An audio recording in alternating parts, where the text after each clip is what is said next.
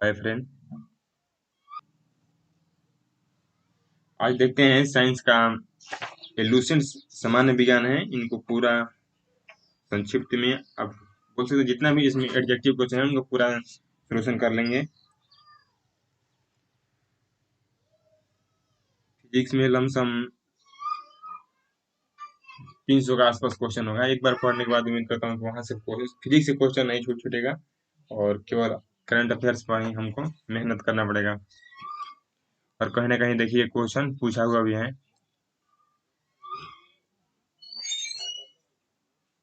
Volume 1 और volume 2 करके ऐसे ही करके डालते चले जाएंगे।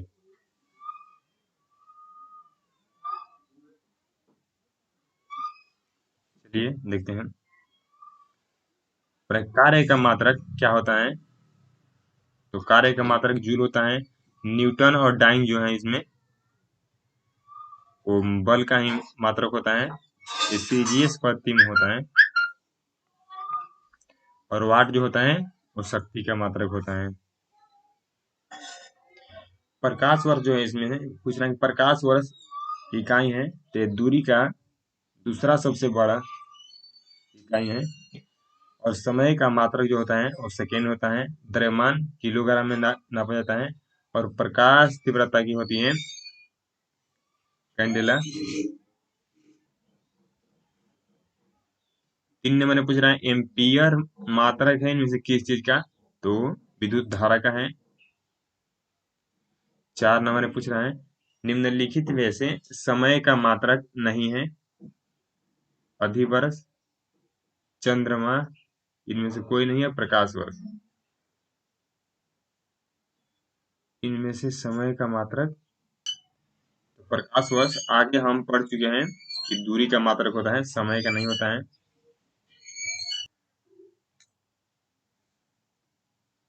5 नंबर पूछ रहे हैं पारसेक किसकी इकाई है? तो ये दूरी के हैं। ये सबसे बड़ी होती है। प्रकाश वर्ष 3.26 प्रकाश वर्ष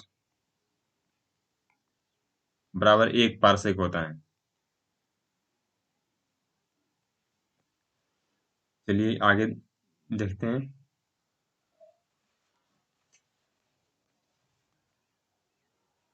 निम्नलिखित में से कौन सा एक सुमेलित नहीं है? तो डेसिबल जो है वो ध्वनि की प्रबलता की, हाँ, ध्वनि का मापक होता है। वाट जो है वो शक्ति की मात्रक होता है, औसत शक्ति। समुद्री मील जो होता है वो दूरी की इकाई होती है। उष्मा की जो होती है वो सेल्सियस नहीं होता है, उष्मा की जूल होती है।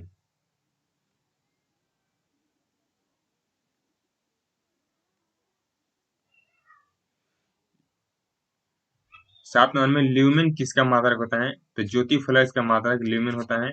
और ज्योति तीव्रता का मात्रक कैंडेला होता है। 8 में देखते हैं आर्द्रता की मात्रक पास्कल डैश की मात्रक होती है। पास्कल जो होता है दाब का मात्रक होता है। आर्द्रता का हाइग्रोमीटर होता है, जिनको हिंदी में आर्द्र माप कहते हैं। और वर्षा को मिलीमीटर में मापा जाता है।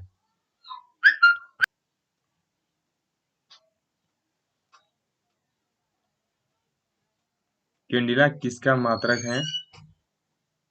ये ज्योति तीव्रता का होता है ना। और ल्यूमेन ज्योति फ्लक्स का होता है।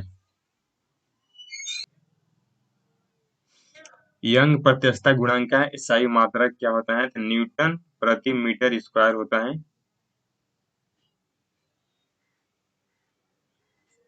निम्नलिखित युग्मों में से किन भौतिक राशियों के समान विमीय सूत्र नहीं है? इनमें से किसका मात्रक एक नहीं है?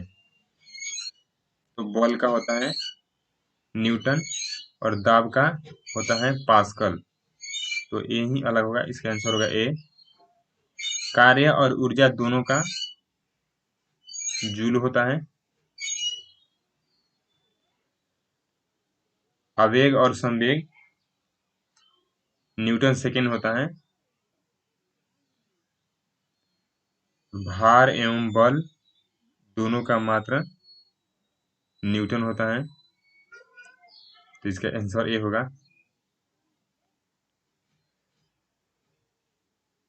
सदिश राशि इनमें से कौन है? इसका एक ट्रिक होता है।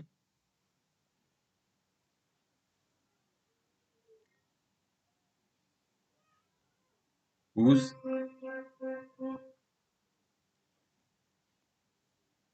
आर्द्रता आर्द्रता को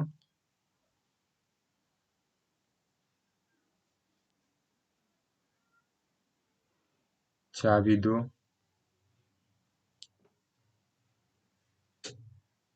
ऐसे आप कोई भी ट्रिक खुद से भी बना सकते हैं। ऊर्जा, समय, आयतन, द्रव्यमान और तापमान, कार्य, चाल,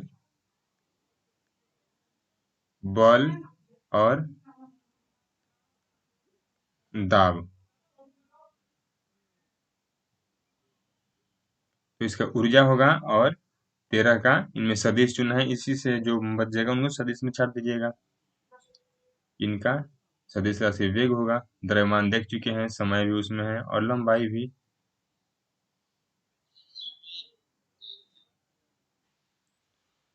14 नंबर पूछ रहे हैं, पदार्थ के संवेग और वेग के अनुपात से कौन सी भौतिक राशि प्राप्त की जाती है? तो इनका एक फॉर्मूला होता है,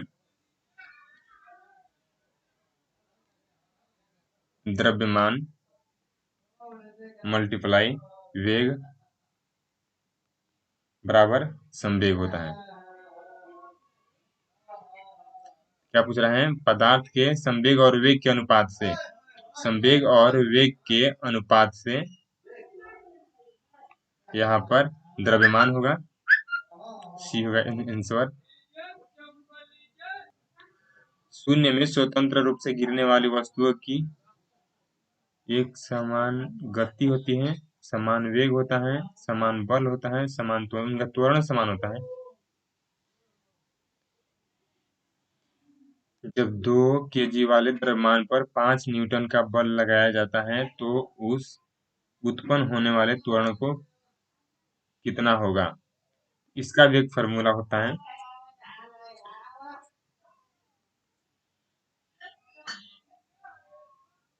वो गुरुत्वीय बल का होता है, द्रव्यमान गुने गुरुत्वीय त्वरण। तो बैठा दीजिए 2 kg द्रव्यमान, द्रव्यमान 2 बैठा कर हल कीजिएगा, आ जाएगा। किसी भी स्थिर या गतिशील वस्तु की स्थिति और दिशा में तब तक कोई परिवर्तन नहीं होता है जब तक उस पर कोई बाह्य बल सक्रिय ना हो। तो इसे न्यूटन का प्रथम नियम कहा जाता है। और रॉकेट डैश के सिद्धांत पर कार्य करता है।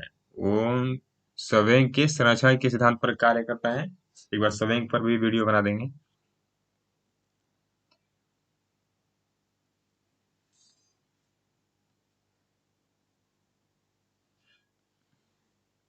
अश्व यदि एकाएक चलना प्रारंभ कर दे तो अश्वरोही के गिरने की आशंका का कारण क्या है? तो विश्राम गति से एकाएक उन्हें विश्राम का जड़त्व ही कहा जाएगा।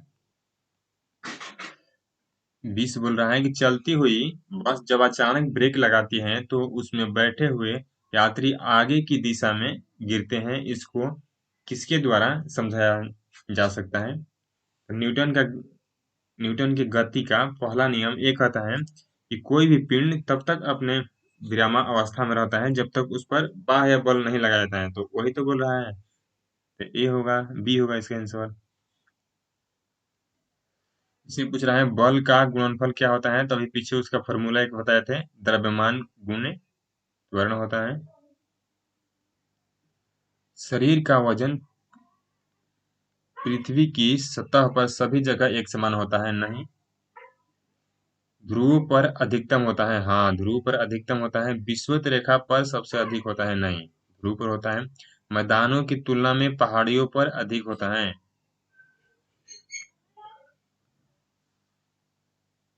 नहीं, कम होता है। ये भी गलत है। बोल रहा है कि किसी मनुष्य का भार पृथ्वी पर यदि 100 न्यूटन है, तब चंद्रमा पर उसका भार कितना होगा। तो उनका 1/6 होता है, तो ये पूरा 100 न्यूटन होगा, इसका डी होगा आंसर।